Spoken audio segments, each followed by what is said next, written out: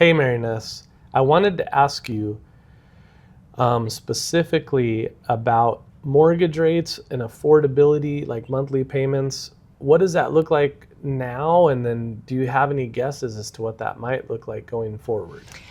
Well, regarding mortgage rates and affordability, um, of course, we all came from that image and that memory of 2, 3, and 4% rates. And a lot of I would say, the young buyers, people that bought for the first time or had people in their families and friends buying at that first time, they still have that image that that is the correct or the ideal interest rate for today's market.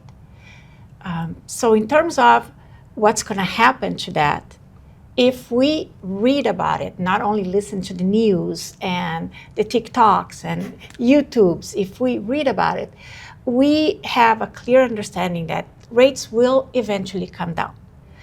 Now, for them to come down to the 3s and 4s, you're talking about the economy has to crash. People have to lose jobs, or might have foreclosures.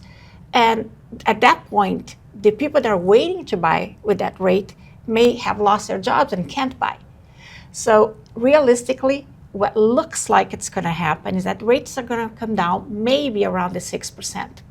One thing that is very interesting is that I've been talking to people about purchasing for several years now, and right after the 4s and 5s, people said that no, if the rate come down to 5%, that's when I'm going to buy. I'm not going to pay more than 5. Move forward another year, and they say no, maybe 5.5, maybe 6. If it come down to 6%, then I'll buy. There is some people today that are thinking, okay, 6.5 is not so bad. So what does it mean? It means that people are not buying today, not so much because of affordability. It's not that they cannot afford, but they don't want to.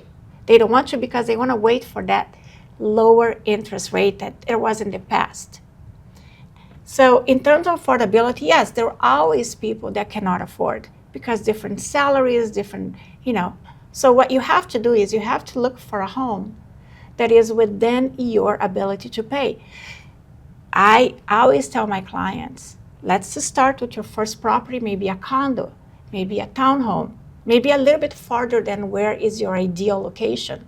The point is you have to own something to start building equity, to get all the tax write-offs, so you can move on to that next home.